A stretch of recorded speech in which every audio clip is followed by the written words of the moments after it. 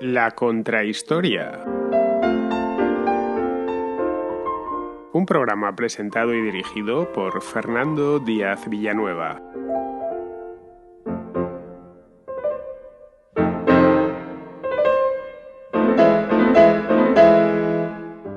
La semana pasada pronunció una conferencia en Hermigua, un pequeño pueblo de La Gomera invitado por el Cabildo de la isla.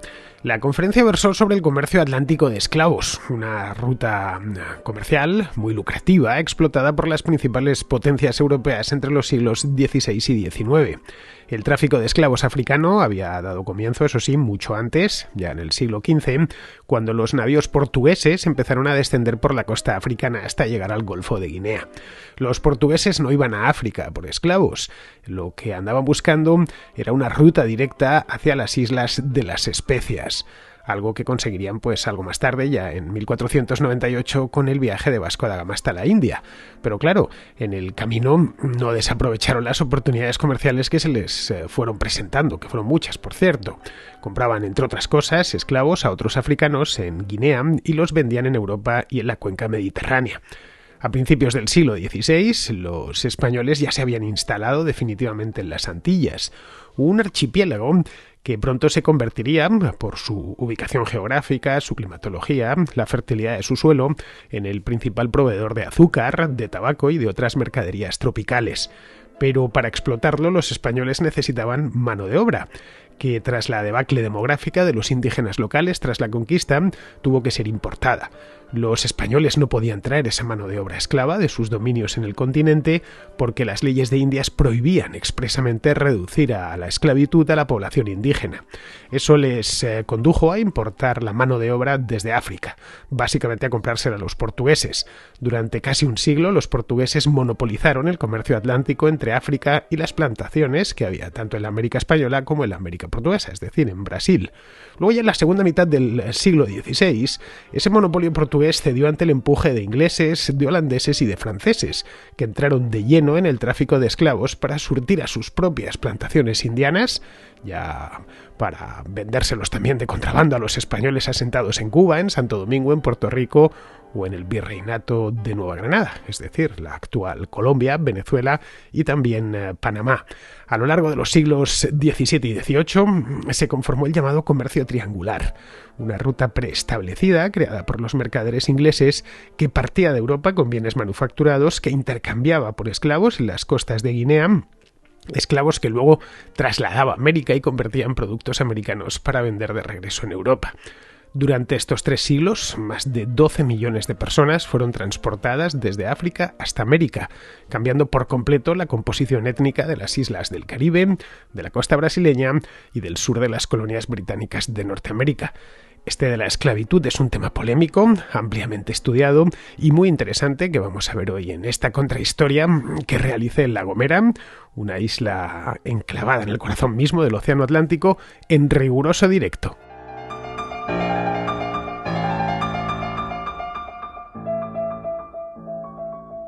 Esta gran historia del tráfico de esclavos a lo largo del Atlántico, a un lado y al otro del Atlántico, la voy a empezar con una pequeña historia, la pequeña historia de una compraventa. Sí, de una compraventa que se produjo hace mucho tiempo, no en La Gomera, pero aquí cerca. Se produjo el día 30 de abril del año 1576 en San Cristóbal de la Laguna. Fue una compraventa que pasó desapercibida, que hay que ir a buscarla en los registros para enterarse de ella. Nadie realmente, al margen de los que efectuaban la compraventa, se enteró de ella. El que compraba, el que vendía y, por supuesto, el que estaba siendo vendido en aquel momento. Fue un vecino de Tenerife llamado Pedro Antonio de Torres que vendió a Pedro Esterlit, un mercader, le vendió un esclavo negro que se llamaba Damián, tenía 30 años en aquel entonces, por 37 doblas que recibió de contado, y una yegua de color castaña que estaba valorada en 15 doblas. Bien, este esclavo, Damián, lo había comprado a su vez de Blas Figuera, que era un portugués. Vayamos con el original, esto está extraído del archivo. El castellano es el castellano que se hablaba en aquel entonces, es decir, en 1576, pero es muy parecido a nuestro castellano actual, así que no hay problema en entenderlo. Dice literalmente: sepan cuantos esta carta vienen como yo, Pedro Antonio de Torres, vecino de esta isla de Tenerife, otorgo e conozco por esta presente carta que vendo agora e para siempre jamás a vos, Pedro Esterlín, mercader, un esclavo negro mío llamado Damián, de edad de 30 años, poco más o menos, que yo hube o compré de Blas Figuera, portugués, el cual os vendo por precio de contía de 52 doblas de oro de a 500 maravedís cada una, que por compra del dicho esclavo me disteis y pagasteis, y yo de vos recibí en dineros de contado 37 doblas y en una yegua de color castaña en 15 doblas, de que me doy por contento, pagado y entregado. En la noble ciudad de San Cristóbal, que es en la isla de Tenerife, en 36 días del mes de abril, año del Señor de 1576 años. Testigos que fueron presentes a lo que he dicho es Diego Grevese y Pedro de Espinosa, mercader, y Giuseppe Suárez, vecinos y estantes en esta isla. Y el dicho otorgante lo firmó de su nombre, al cual yo, el escribano, doy fe que conozco. Ante mí, Rodrigo Ruiz, escribano público. Bien, este Pedro Antonio de Torres, os he leído la escritura completa, vamos, el contrato de compraventa. Más que la escritura, os lo he leído completo para que veáis que no me estoy inventando nada ni estoy interpretando nada. La interpretación podría venir después, aunque aquí la verdad, si vemos el nombre Pedro Antonio de Torres, cualquiera de nosotros podríamos llamarnos así, o por lo menos apellidarnos así, es decir, que podría ser antepasado mío o de cualquier tinerfeño de la actualidad o de cualquier gomero, por supuesto. Y la verdad es que aunque pensemos que lo que estaba haciendo en aquel momento era aberrante, y lo era sin ninguna duda, no era un malvado y tampoco un psicópata ni nada de eso. Era simplemente un hombre de su época, y esto es importante que lo tengamos en cuenta cuando estudiemos asuntos polémicos o que generan mucha polémica y mucha discusión en nuestro tiempo. Muchas veces no conseguimos entender cómo en el pasado los seres humanos esclavizaban a otros seres humanos. El hecho es que eso ha sido lo anormal es nuestra época. Gente civilizadísima como Séneca, por ejemplo, a quien todos admiramos, tenía esclavos. Marco Aurelio, Sócrates, Aristóteles, gente, insisto, sobre la que se basa nuestra civilización, tenían esclavos. Así que de lo que se trata es de entender por qué eso existió. Pero no voy a hablar en sí del fenómeno de la esclavitud, sino de ese tráfico tan brutal que tuvo lugar a ambas orillas del Atlántico entre los siglos XVI y XIX. Empezó suavemente y terminó entre susurros. No terminó de golpe, de un día para otro se dejó de comerciar con esclavos. Fue un proceso que duró aproximadamente 50 años ya en el siglo XIX. Cuando a veces pensamos en la época en la que comienza el comercio de esclavos subsaharianos, vamos a llamarles negros porque es mucho más corto que decir subsahariano y además es como los llamaban en la época. Llegó a haber una compañía en Cádiz que se llamaba Compañía Gaditana de Negros y no pasaba nada, no se llamaba Compañía Gaditana de Subsaharianos. Así que creo que todos nos entendemos, dejemos la corrección política a un lado en aras del mejor entendimiento mutuo. Podemos pensar que los europeos del siglo XVI, finales del siglo XV, fueron al África ecuatorial a buscar negros para esclavizarlos. No. Simplemente era un lugar de paso y se encontraron con aquello. Lo que les interesaba a los portugueses, concretamente de aquella época, era llegar a las Islas de las Especias, porque lo caro en Europa no eran los esclavos. Los esclavos podría decirse que eran hasta abundantes, especialmente en la costa del Mediterráneo. Lo verdaderamente caro eran las especias, el clavo, la nuez moscada, la pimienta, que estaban monopolizadas por los mercaderes venecianos y por los del levante mediterráneo. Total, en la Europa occidental alcanzaban precios exorbitantes. Y eso hizo que los portugueses, aprendiendo a dominar los vientos, fuesen bajando por la costa africana hasta que consiguieron al final doblar el continente africano y llegar hasta la India. Y eso les permitió hacerse extraordinariamente ricos a lo largo del siglo XVI y convertir Lisboa en una de las ciudades más fascinantes de todo el mundo. Bueno, lo sigue siendo, pero vamos, no hay más que ir y poder ver, quedan restos de su pasado glorioso. Así que, teniendo en cuenta que no iban a por eso, ya nos ayuda bastante a enfocar bien el problema. Fue un subproducto de otra cosa. Ya que estaban allí, vieron que era posible, más que atrapar gente para ser esclavizada, comprar gente a otros que la vendían, es decir, a los propios africanos que la estaban vendiendo. Los portugueses fueron los primeros, pero luego llegaron los castellanos, es decir, en líneas generales nuestros antepasados, que a finales ya del siglo XV culminan la conquista de las Islas Canarias y ya luego, poco después, dan el salto al otro lado del océano. Ya queda cerrado el círculo. Los portugueses al principio no los llevaban a América, porque América no estaba descubierta. Esos esclavos que compraban en el Golfo de Guinea los devolvían a Europa. El comercio de esclavos, de cualquier modo, como os decía antes, existió siempre. Lo más duro de esto, y lo que es una de las cosas que más nos cuesta entender de nuestros antepasados, es cómo podían ver eso no ya aceptable, sino incluso razonable y perfectamente defendible, pero existió siempre. Durante el Imperio Romano existieron diversos sistemas de esclavitud, en los reinos cristianos medievales, en los Emiratos musulmanes, también existía, por supuesto, en el África subsahariana. El comercio de esclavos del Atlántico tampoco fue el único comercio de esclavos en África. Es decir, que de cada uno de esos africanos que salieron convertidos en esclavos del continente, de cada 10, no los 10 fueron a América, en barcos, en carracas portuguesas o en barcos británicos o holandeses.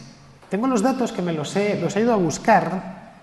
Había esclavos africanos que iban en otras direcciones y con otro tipo de mercaderes. 4 millones de esclavos cruzaron el Mar Rojo en dirección a Arabia, de esclavos africanos.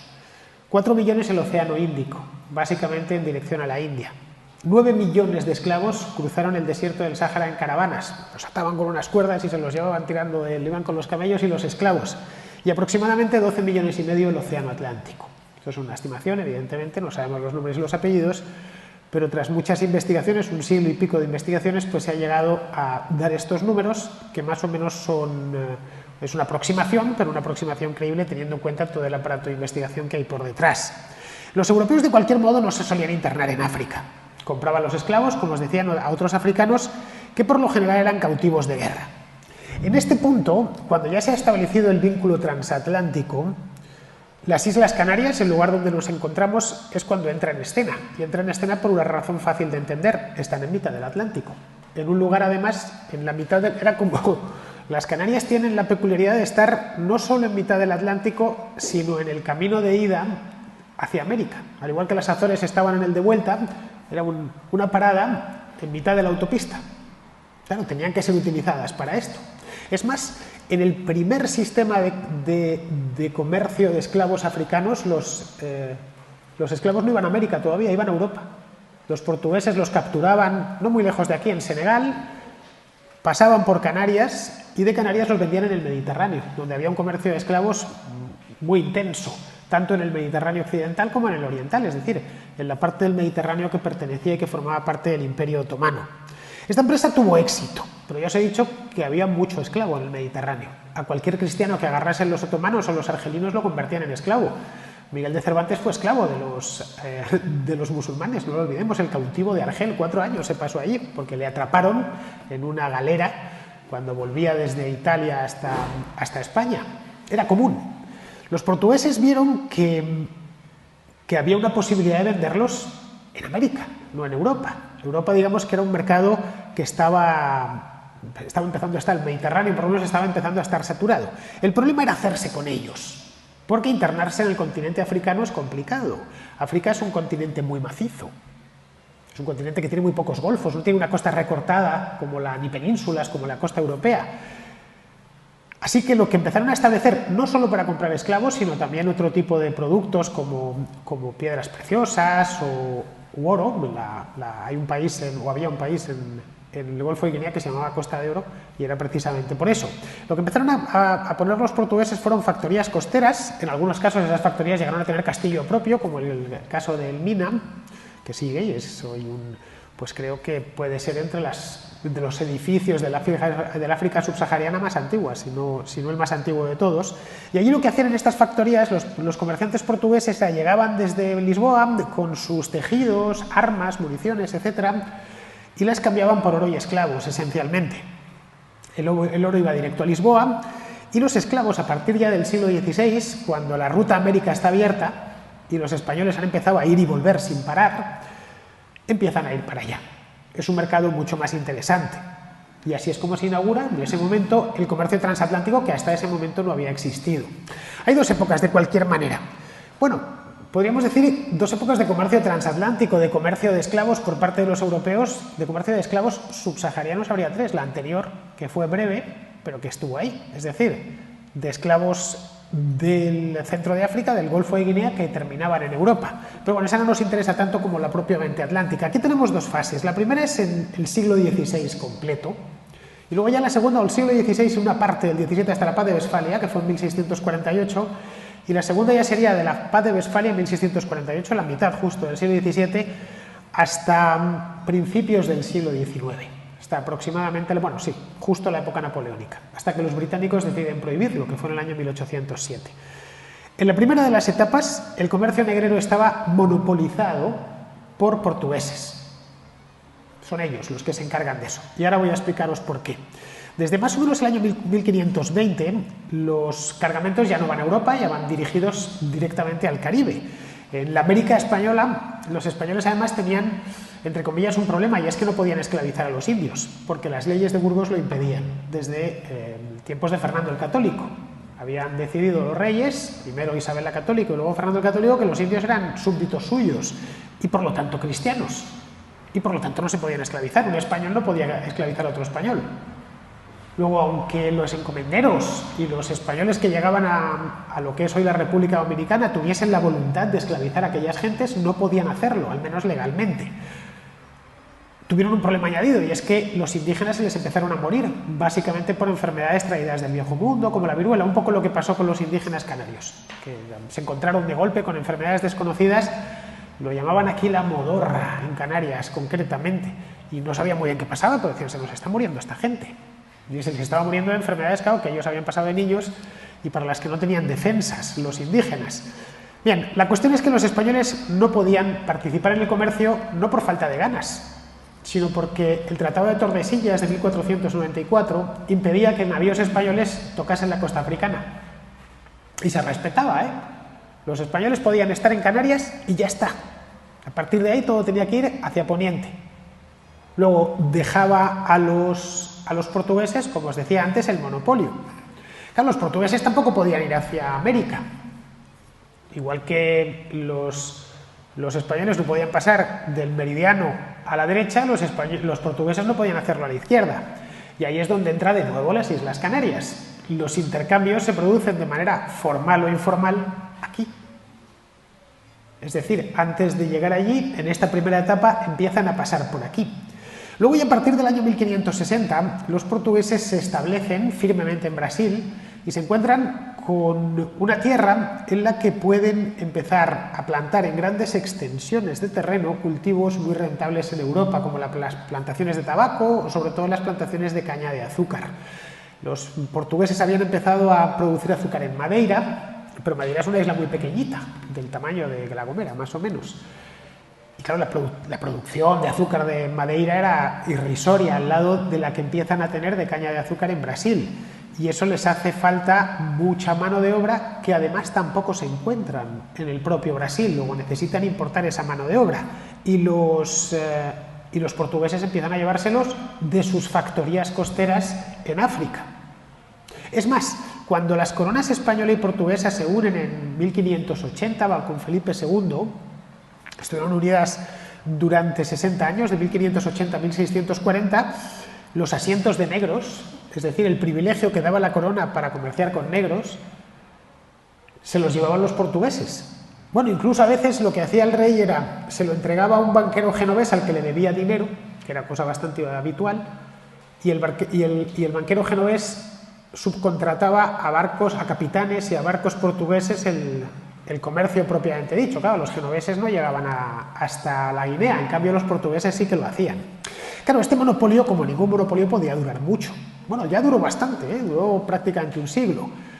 Otras potencias europeas, como los británicos, potencias marítimas, se entiende, evidentemente, no, los polacos no estaban ofendidos, pero sí los británicos o los holandeses, vieron que, caray, que ese era un gran negocio que monopolizaba un solo estado, que era Portugal, que además tenía grandes plantaciones en Brasil. Ese es el momento cuando empieza Holanda a interesarse en Brasil. De hecho, llegaron a ocupar Pernambuco, hubo que sacarles de ahí, todavía en la época de la Unión Ibérica. El problema es que en el año 1640 España y Portugal se vuelven a separar. En ese momento, a modo de castigo, el rey de España prohíbe a los portugueses participar de manera directa en la trata de esclavos, al menos como transportista. Pero bueno, encima que se me han separado y que he tenido que ver cómo se marchaban y que me han arrebatado la corona que me pertenece porque han puesto a otro a reinar en mi lugar, pues no les voy a mantener el asiento de negros porque sería un insulto hacia mí y hacia mis antepasados. Así que a partir de... Esto sucedió en 1640, aunque bueno, hubo algunos años de guerra, especialmente en la frontera entre España y Portugal, lo que es Extremadura, pero no se volvieron a reunir las coronas, y ya en la paz de Westfalia, en el año 1648, el comercio de esclavos, que era muy jugoso en aquel entonces, estaban creciendo las colonias de plantación como setas por todo el Caribe, queda abierto a otras potencias como Holanda, Francia e Inglaterra. Porque por la fuerza de los hechos lo imponen, nosotros estamos ya ahí, hemos puesto nuestras propias factorías, hemos hecho lo mismo que los portugueses, abrir factorías en el Golfo de Guinea, en África, aquí en el África Occidental, y luego porque también hemos ido quedándonos con islas e islotes que a los españoles no les interesan en el Caribe, o les interesan pero son incapaces de defenderlos. Así es como nacen, por ejemplo, si nos fijamos en el Caribe es un lugar peculiar porque en las grandes Antillas se habla español, pero en las pequeñas pues hay que si Martinica, donde se asentaron los franceses, las Barbados, Trinidad, bueno, en Trinidad hubo que dársela ya en el siglo XVIII, bueno, todo tipo de islas, San Kitts y Nevis, y luego las Guayanas, que no interesaban a nadie, y por eso se asentaron ahí holandeses, británicos y franceses. Bien, todas estas colonias eran colonias de plantación, no iban los ingleses a vivir allí, ni mucho menos tenían intención ni de mezclarse con los nativos, que por supuesto ya habían desaparecido para aquel entonces. Caray, estamos hablando de finales del siglo XVII, cuando ya América llevaba 2 siglos descubierta, el proceso ya estaba muy avanzado, y en cambio habían puesto todos esos islotes o las propias Guayanas a producir estos cultivos tropicales con gran aprovechamiento. Así que entre que ya tenían los barcos y las compañías para hacerlo y los territorios para llevarlo, la cosa estaba clara. Portugal no le quedó más remedio que cederles el paso, aunque siguieron comerciando, especialmente con Brasil. Ni los ingleses, ni los holandeses, ni los franceses, ni los portugueses tenían oficialmente permitido vender esclavos en la América española, es decir, en Cuba, en Puerto Rico, en Venezuela, Colombia, Panamá, en fin, todo lo que era el Caribe español. No lo tenían permitido, nada más el comercio estaba monopolizado. Podríamos pensar que el rey de España era muy malo y que como no permitía el libre comercio, ninguna potencia europea de la época lo permitía, es decir, los españoles no podían comerciar con Jamaica tampoco, porque los ingleses se habían hecho con Jamaica, de nuevo, una de las islas que la corona española no podía defender y se la terminaron quedando los ingleses y la convirtieron, de hecho, en la capital del comercio de esclavos en el Caribe. Lo que hicieron las potencias europeas es, aparte de crear estas colonias dependientes al 100% de la mano de obra esclava, fue crear una serie de compañías privilegiadas que eran las que se iban a encargar de nutrir a esas economías de plantación de mano de obra. Compañías como en Inglaterra, por ejemplo, en la New West India Company, que solo se dedicaba a eso, al tráfico de negros, la Royal Africa Company también, en Francia crearon la Compagnie du Senegal, en España, como os decía antes, se hizo una, pero duró muy poco tiempo, la Compañía Gaditana de Negros, unos pocos años a finales del siglo XVIII, fue bastante desastrosa. En España las compañías privilegiadas siempre funcionaron muy mal, a la guipuzcoana de Caracas le pasó algo parecido también en el siglo XVIII. Bien, entonces, ¿de dónde han salido los negros que hay hoy en Cuba? ¿O en Panamá? Pues nos lo podríamos preguntar, o en la costa de Honduras o de Guatemala, que los hay. Bien, esos se compraban, había algo de transporte, evidentemente, siempre fue menor que el de portugueses, ingleses, sobre todo portugueses e ingleses, pero había algo de transporte, pero se abastecían allí los propios españoles. Es decir, los españoles que tenían plantaciones en Cuba o que tenían plantaciones en Puerto Rico o que tenían plantaciones en la República Dominicana, en la isla de la Española o en el propio Panamá, los compraban en Jamaica. Iban allí personalmente a comprar esclavos. Luego también entraban grandes cantidades de forma clandestina, un poco lo que había pasado en Canarias medio siglo o un siglo antes, que pasaban por aquí de forma clandestina con los portugueses. El contrabando en la América Española no fue, como a veces se piensa, la excepción, fue la tónica. Era lo común. los españoles de América básicamente se abastecían de productos de contrabando que metían, sobre todo a partir del siglo XVII, los comerciantes ingleses. Claro, si hoy con patrulleras, lanchas rápidas, drones, helicópteros, vigilancia por satélite, con todo eso que tenemos, la Guardia Civil, le cuesta bastante controlar la costa española actual. Caray, le cuesta controlar el estrecho de Gibraltar, que sigue pasando hachís, que llega desde Marruecos hasta Algeciras. Hace no mucho tiempo Netflix hizo una serie sobre el tráfico de hachís que hay en la línea de la Concepción. Con todos los medios de nuestra época, somos no incapaces, pero nos cuesta controlar las Rías Gallegas o nos cuesta controlar el estrecho de Gibraltar. Pues imaginémonos cómo sería hace 300 años para controlar los centenares de miles de kilómetros de costa que llegó a tener el Imperio Español en el Océano Atlántico, en el Océano Pacífico, un montón de mares interiores, golfos, radas, ensenadas. Era imposible, completamente imposible. Así que, básicamente, el contrabando era lo que nutría el comercio fundamental, al margen de las flotas de Indias, que ese era legal, salían los barcos de Sevilla, etc. El contrabando estaba muy extendido.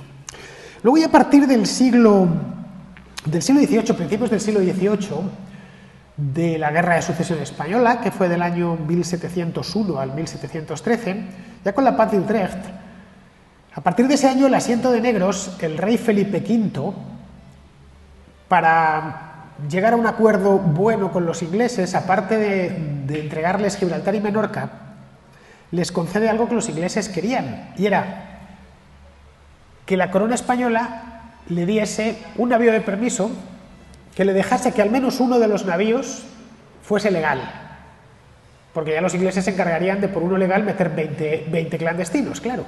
Siempre podían decir, no, somos el navío de permiso. Y luego, otra de las cosas que insistieron fue quedarse con el asiento de negros, este que habían tenido los mercaderes portugueses y los banqueros genoveses en el pasado. Es decir, el permiso o la licencia gubernamental para poder vender esclavos negros en América. Y este se lo quedaron los ingleses a partir de 1713, a partir de la paz de Utrecht. A partir de ahí la cosa ya se dispara en el siglo XVIII. El gran siglo del tráfico de negros fue el siglo XVIII. Más de la mitad de todo el tráfico atlántico, 12 millones y medio, total, en 3 siglos y pico, tuvo lugar durante el siglo XVIII. Luego, si nos vamos a datos, podríamos decir por nacionalidad, aunque no es propiamente por nacionalidad, aunque podríamos llamarlo en aquel entonces nacionalidad, si queremos llamarlo así, por pabellón. ¿Quién trasladaba esos negros o esos esclavos hasta América? El 90% de todos fueron trasladados en barcos británicos, portugueses y franceses. Había 3 grandes mercados donde se fijaban los precios de referencia.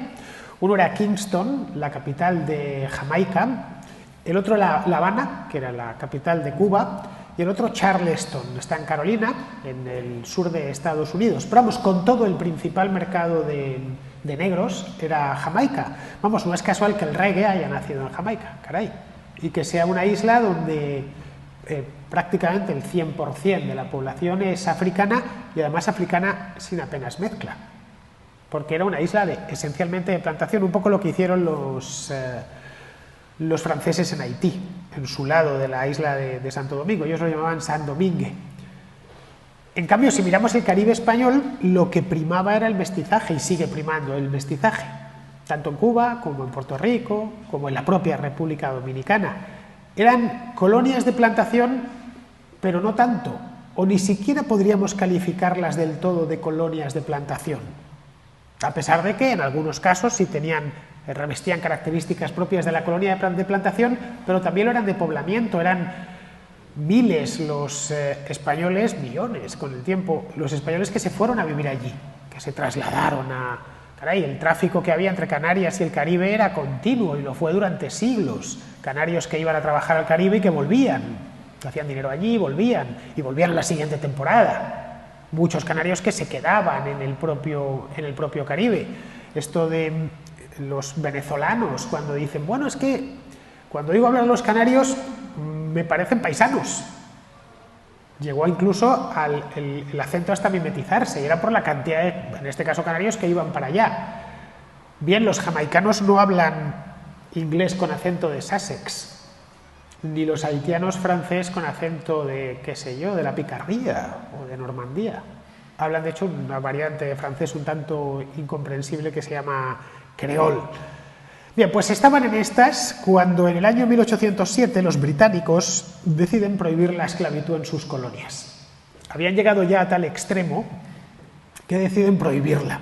Siguió siendo legal de cualquier manera en Brasil, en Estados Unidos, en el Caribe español, por supuesto, que había quedado reducido en esencia a Cuba y Puerto Rico, por lo que el comercio se mantuvo hasta aproximadamente la década de 1860. El comercio negrero tenía tres patas en esencia, por eso se le conoce también como comercio triangular. Seguramente habréis oído hablar alguna vez del comercio triangular. Él tenía tres patas, más muy fáciles, pues se formaba un triángulo en el Atlántico. La primera pata iba de Europa a África, pongamos por caso del puerto de Ámsterdam a alguna factoría, o el puerto de Lisboa, me vale cualquiera, alguna factoría en el Golfo de Guinea, y lo que hacían era, bajaban barcos desde puertos europeos cargados de artículos que tenían demanda en África. Artículos, ya os decía antes, municiones, armas, alcohol, bebidas alcohólicas, vamos, textiles fabricados en Europa que se colocaban bien. Claro, las economías de estos reinos africanos, que la mayor parte de las veces eran caudillazgos, no es que fuesen unas economías equiparables a las europeas. Estaban monetizadas, pero de aquella manera, y además la moneda hasta la habían recibido de Europa, así que lo que hacían era entregar materias primas y la mano de obra esclava se consideraba una materia prima. Bien, pues esa era la segunda pata. Ese mismo barco, el mismo barco, que había cargado sus bodegas de tejidos de Holanda y de municiones, llegaba a una factoría en la costa de Guinea, desembarcaba eso y lo cambiaba por carga humana, es decir, más los metían casi como sardinas en lata para aprovechar al máximo. Aproximadamente 1 millón de personas murió, se calcula más de 1 millón de personas murió en el camino de esos 12 millones y medio que fueron trasladados, una auténtica tragedia. Bien, esa era la segunda pata, se llevaba ese mismo barco, llegaba a Kingston, a Jamaica, y allí lo que hacía era vender esos esclavos y comprar en Jamaica o en otras partes del Caribe, comprar productos indianos, mercaderías indianas, que eran muy demandadas en Europa. Cosas como el algodón, como el azúcar, el tabaco, el ron, es decir, ese tipo de productos que en Europa no se pueden cultivar. O si se cultivan, pues tienen productividades muy bajas. En el caso de la caña de azúcar se intentó, en Canarias hubo muchísimos ingenios azucareros, pero claro, las islas son pequeñas, también se intentó en la costa de Málaga, llegó a haber ingenios azucareros, pero claro, no se podían medir con una isla dedicada solo a cultivar eso, con un clima como el del Caribe. Lo mismo sucedía, por ejemplo, con el tabaco. Bien, ¿quién inventó este comercio? Pues está bien pensado, desde el punto de vista mercantil es magnífico. Con el mismo barco has hecho 3 viajes y en los 3 has ganado dinero. Te has hecho caja en los 3. En uno has transportado ropa y armas, en el otro personas y en el último ron y azúcar. Has ido haciendo clink, clink, clink, clink, clink, clink. Esto lo inventó un pirata. Lo inventó un pirata que se llamaba John Hawkins, muy famoso, por cierto. Bueno, tan famoso como que Isabel I de Inglaterra le ennobleció con el título de Sir Hawkins, que es como se le conoce hoy en día. Fue el primero que consigue hacer dinero en cada una de las patas, hacer muchísimo dinero en cada una de las patas, y claro, cuando otros lo ven, pues vamos a hacer lo mismo, hasta que ya en el siglo XVIII está este comercio triangular perfectamente establecido. Claro, aquí habría una pregunta de las muchas que surgen con esta historia del comercio atlántico de esclavos. La primera es, si en Europa también era legal la esclavitud, y lo era, ¿por qué hacían falta tantos esclavos en América? ¿Por qué no había un remanente de esos que salían de Guinea que no se iba dirigida a Europa? Pues porque en Europa no hacía falta tanta gente. Esa es la realidad. No había esa escasez crónica de mano de obra que había en América. América era un continente despoblado. Sigue estándolo en gran medida. Es decir, las economías de plantación necesitaban gran cantidad de trabajadores para explotar cultivos tropicales que eran muy productivos y muy valiosos. La caña de azúcar necesita mucha gente. Bueno, que en general, cualquier cultivo de plantación necesita mucha gente. Luego, además, los africanos demostraron ser muy resistentes, sobre todo los africanos del África Occidental. Siguen siendo, claro, gente grande, venían de zona tropical, por lo tanto no les afectaba demasiado el clima, se encontraban un clima parecido. En algunos casos eran incluso más resistentes a la malaria por supuesto, que los europeos. Y fue solo por eso. La población indígena en el Caribe era escasa, y la poca que había, cuando llegaba allí Colón y compañía, se encontró con sociedades neolíticas muy atrasadas. La mayor parte de la que había hubo algo de mestizaje con los españoles al llegar, y el resto se redujo aún más durante la conquista. Luego hacía falta gente. Aquí habría otra pregunta en este punto, y es por qué los europeos, ya que necesitaban tanta gente, no esclavizaron a los propios europeos. ¿Por qué cuando España hacía la guerra con Francia, pues ya de paso, ya que ganaba, se llevaba unos cuantos franceses, los esclavizaba y los mandaba para el Caribe? O si Inglaterra saqueaba la ciudad de Cádiz, pues embarcaba unos cuantos gaditanos y se los llevaba para el Caribe a trabajar en Jamaica y los vendía allí. Bien, pues porque no se podía esclavizar a los cristianos. La corona española, como bien sabemos, convirtió de grado o por la fuerza a toda la población americana al cristianismo. Me contaba viniendo hacia acá Carlos que la playa de los cristianos en Tenerife se llama así porque fue un bautizo masivo. Prácticamente todo lo que se hizo en América se había hecho antes en Canarias previamente. Fue el gran laboratorio, para lo bueno pero también para lo malo. Así que no se les podía esclavizar porque eran cristianos. Ojo, esto no es nada raro. Todas las sociedades esclavistas, e insisto, han sido la mayor parte de las sociedades humanas hasta hace muy poco tiempo, han delimitado muy bien la línea entre los esclavizables y los no esclavizables. Pues bien, los europeos del siglo XV y XVI consideraron que la línea era el cristianismo, lo que imposibilitaba ya de plano esclavizar a un europeo, y no había mucho más. Claro, los podrían haber esclavizado chinos, pero estaban muy lejos. Los africanos estaban más a mano y además se encontraron con que se los vendían los propios africanos. Los africanos se veían como unos infieles. También se esclavizaban musulmanes, igual que los musulmanes esclavizaban cristianos. Lo que pasa es que la abundancia de negros era mucho mayor. Es más, a los esclavos no se les solía adoctrinar en la fe cristiana. De ahí que en muchos casos esas comunidades africanas terminaron fusionando sus creencias ancestrales traídas de África con el cristianismo. Ese es el origen, por ejemplo, de la santería, que está muy extendida en el Caribe, especialmente en los países donde mayores comunidades africanas hubo y menor presencia europea, es decir, Haití. En Haití, cuando dicen es un país cristiano, bueno, de aquella manera. Es un país esencialmente, todas estas palabras que han llegado hasta nuestro idioma y todos los idiomas del mundo, como por ejemplo la palabra vudú, viene de ahí.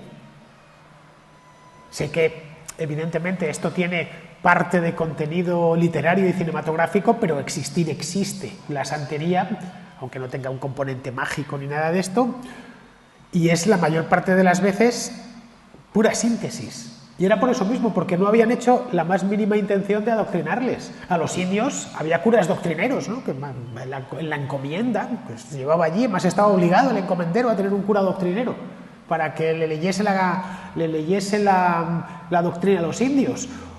O incluso tradujeron la Biblia al náhuatl a idiomas propios de América, porque la idea era que había que evangelizarles. Con los esclavos africanos no tenían ningún problema. Luego es cierto, pues claro, esto es otra de las preguntas que se suele hacer. Vale, en aquella época es cierto que se esclavizaba a los africanos, pero si, por ejemplo, uno cometía un crimen, podía ser condenado a galeras y era una especie de esclavitud, toda la vida, ¿no? Como un galeote. Pero claro, el galeote, el hijo del galeote no tenía que ser galeote, no transmitía su condición de galeote a su progenie. En cambio, el esclavo sí que lo hacía. El que nacía esclavo transmitía la esclavitud a todos sus hijos y a sus nietos, etc. Esto, como había tanta mano de obra disponible, pues no había problema, se podía seguir alimentando la máquina y se mantuvo este comercio y se fue incluso perfeccionando durante 3 siglos. Se beneficiaron evidentemente de las guerras internas entre las propias tribus africanas. Es por ello, y esto claro, a muchos les cuesta reconocerlo hoy, pero sin ellos no hubiera sido posible, es decir, que los propios africanos jugaron un papel fundamental en el comercio de esclavos. Eran ellos quienes vendían esclavos a los europeos. Luego, ¿es por qué? Pues porque a quienes vendían pertenecían generalmente a un grupo étnico distinto del suyo, ya fueran enemigos o simplemente vecinos a los que se saqueaba. Esto lo hacían los pueblos antiguos en Europa también y en la cuenca del Mediterráneo. Es decir, que a fin de cuentas los caudillos de estos reinos africanos básicamente estaban interesados en defender a su propia tribu, no tenían una conciencia de nosotros somos africanos, sino no, yo soy de esta tribu y entonces, bueno, pues me asiste pleno derecho a asaltar al vecino y quedarme con ellos mismos y venderles como esclavos. Lo hacían los romanos, el famoso Vae Victis, ahí de los vencidos, como te ganen la guerra, y a los romanos les admiramos mucho, bueno, les admiramos tanto que estamos hablando su idioma, que es en esencia el castellano, es un latín del siglo XXI. Bien, conforme el tráfico fue a más, y como la demanda era muy alta en América, era bastante alta, a veces incluso se organizaban redadas conjuntas por parte de los portugueses o los holandeses o los británicos y los caudillos y las tribus aliadas dentro de la costa africana que podían cambiar esas alianzas. Es decir, el que había ayudado a capturar esclavos terminaba, quién sabe si 50 años más tarde, esa misma tribu siendo capturada como esclavos. De hecho, a veces sucedían cosas curiosas como que los propios caudillos tribales llegaban incluso a casar a sus hijas con comerciantes europeos, con la idea de que se estableciesen lazos de sangre. Claro, el mercadés portugués o holandés se casaba con quien hiciese falta para tener acceso preferencial a una fuente de riqueza tan grande. Lo que, como os decía antes, sucedía muy poquito, era que los europeos se internasen en África. Ya eran muy pocos, evidentemente, una carraca o una carabela llevaba muy poca gente y luego desconocían su geografía porque, como os comentaba, África es muy macizo y temían además a las enfermedades, los animales salvajes y sobre todo encontrarse con tribus hostiles y más numerosas. Bien, he recopilado algunos datos que nos ayudan bastante a entender de dónde salieron esos esclavos, dónde se embarcaban, digamos. Normalmente se tiende a pensar que se embarcaban todos aquí enfrente, pero no. El 40% de los esclavos que fueron llevados a América se embarcaron entre lo que es hoy el Congo y Angola, lo que enlaza con un dato que os voy a dar ahora, que casi todos los llevaron los portugueses. Luego un 35% en las costas del Golfo de Guinea, lo que es Nigeria, Gabón, y aquí enfrente, es decir, Senegal y Liberia, entre Senegal y Liberia, solo el 10% de los esclavos. Y además estos fueron más al principio, cuando pasaban por Canarias. Luego se fueron yendo cada vez más al sur a por ellos.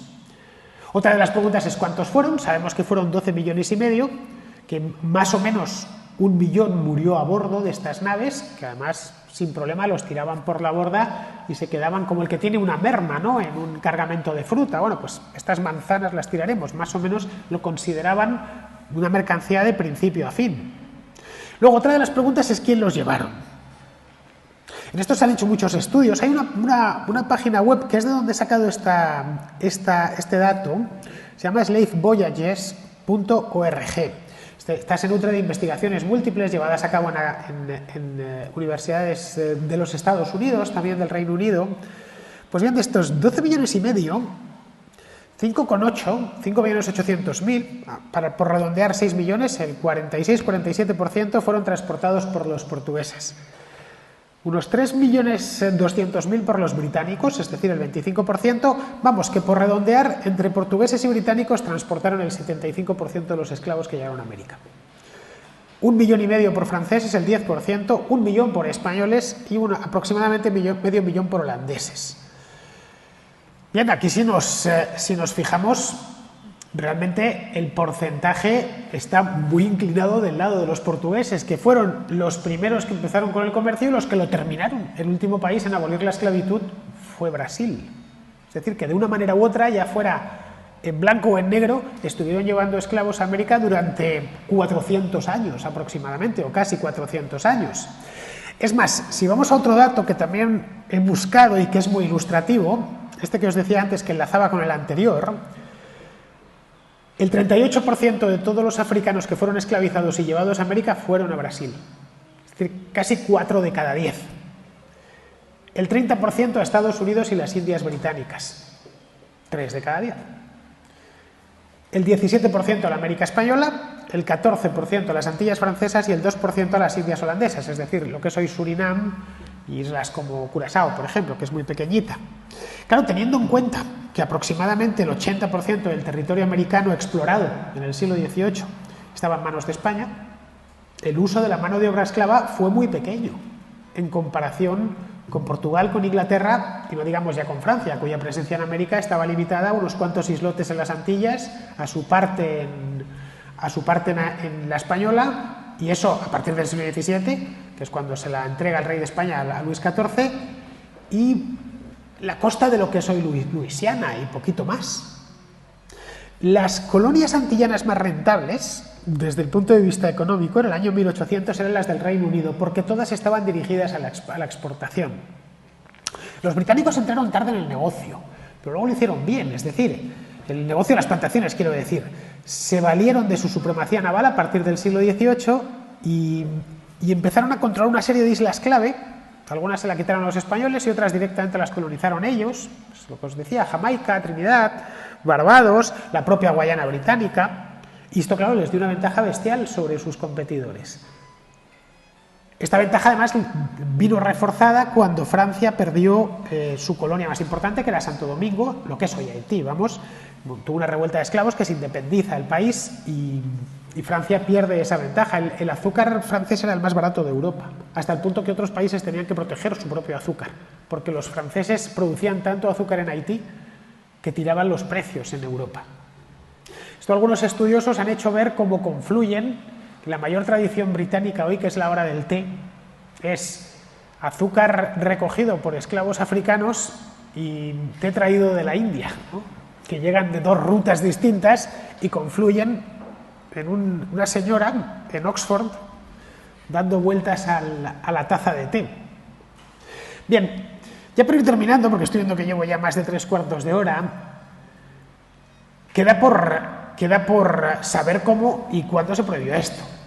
Mira, a lo largo del siglo XVIII, en toda Europa, ese fue el siglo de la Ilustración, el continente se enriqueció mucho durante ese tiempo, especialmente al siglo XVIII. Europa adquiere unos niveles, es cuando se despega de otras partes del mundo desarrollado, como puede ser China en aquel momento. Empieza a difundirse una conciencia de que eso está intrínsecamente mal, que no se debe esclavizar a la gente.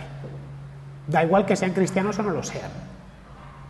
A principios de siglo empiezan a esbozarse las primeras ideas y a final de siglo ya hay una mayoría de gente en el continente europeo que está en contra de eso. Es decir, si pudiéramos viajar al pasado, al año 1800, y preguntar al español medio, que no viviese en el Caribe, claro, nos diría que está en contra de eso. De hecho, los abolicionistas al principio no querían prohibir la esclavitud, que eso era demasiado ambicioso, pensaron que hacerlo de manera gradual. Prohibir primero el comercio, el tráfico, y el tráfico llevaría a que no hubiese esclavos nuevos disponibles. En Estados Unidos o en el Reino Unido, en Estados Unidos fueron los cuáqueros, generalmente grupos religiosos que consideraban que, claro, todos eran hijos de Dios, aunque no hubiesen descubierto la palabra revelada, pero eran hijos de Dios y por lo tanto era ilegítimo esclavizarlos. Esto se unió muchísima gente al movimiento a lo largo ya de finales del XVIII, de principios del XIX, y terminó siendo prohibido a lo largo en distintos sitios. Primero el comercio, en muchos casos fue por partes, primero se prohibía el comercio, luego se decretaban libertades de vientres, es decir, que la esclavitud no se convirtiese en hereditaria. Que bueno, tú eres esclavo, pero vas a ser el último, después de ti ya no habrá ninguno más. Y luego al final ya directamente la prohibición absoluta.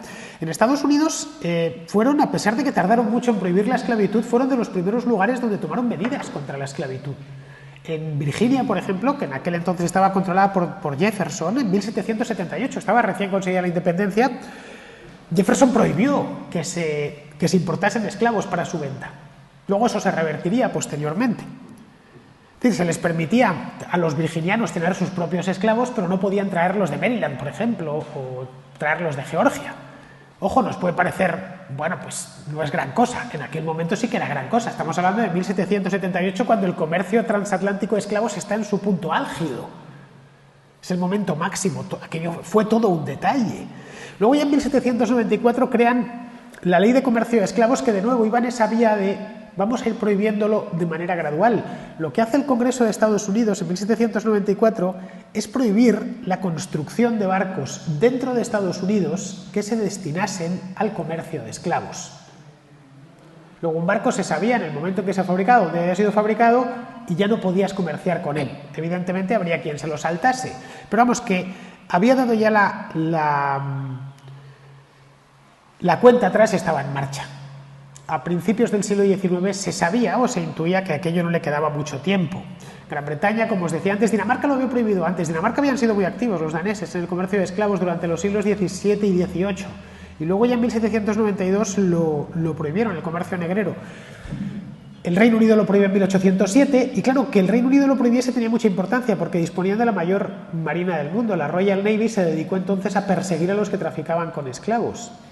En España, por ejemplo, los últimos esclavos, no ya los negros, los últimos esclavos, los musulmanes, que o hijos de musulmanes que habían sido hechos presos y esclavizados anteriormente, capturados en el Mediterráneo, fueron comprados por la corona en tiempos de Carlos III en 1766 y vendidos al sultán de Marruecos, porque Carlos III quería deshacerse de eso. Ya no podemos tener esclavos, ya, pero son musulmanes, podemos tenerlos. Bueno, los compro todos y los vendo fuera, y ya no podéis tener ninguno más. El tráfico negrero por completo en España se prohibió en 1817, pero se mantuvieron ciertos niveles de contrabando hacia el Caribe porque había demanda. En 1837, ya en tiempos de Isabel II, bueno, todavía no estaba en tiempos de la regencia, de María Cristina de Borbón, se prohíbe terminantemente no ya vender, sino tener un solo esclavo en la península y en Canarias. Directamente porque la sociedad peninsular y la canaria ya no aceptan eso. Mientras que en Puerto Rico y en Cuba no se prohíbe porque los propietarios de las plantaciones protestan airadamente. De hecho, llegan a amenazar a la reina con unirse a Estados Unidos. Dicen, si usted verá, si nos prohíbe la esclavitud, nos hacemos un estado más de Estados Unidos junto a las Carolinas o Georgia o la propia Florida. Y claro, se echaron para atrás. Pensad que se acababan de perder todos los virreinatos, tampoco en Madrid estaban para andar perdiendo más posesiones de las que habían perdido ya.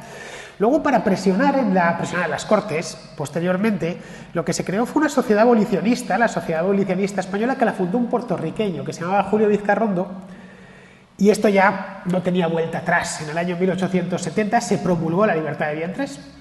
La esclava que tuviese hijos, sus hijos no heredarían esa condición servil, lo cual permitía adivinar que en cuestión de 30 a 40 años la esclavitud terminaría porque el tráfico estaba prohibido ya, claro, y las esclavas no serían madres de esclavos, sino de hombres libres.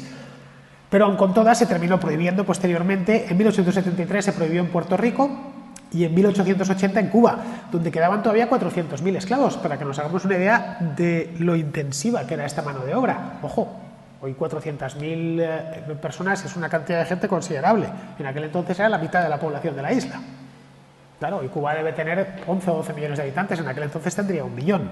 Luego en Brasil se prohibió unos años más tarde, ya a finales de siglo, y aquello ya, creo que en 1887, puede ser, hablo de memoria, y aquello ya marcó el punto y final de una práctica que, como os decía al principio, nos parece aberrante, e indiscutiblemente lo es, claro, pero que a nuestros antepasados les parecía aceptable.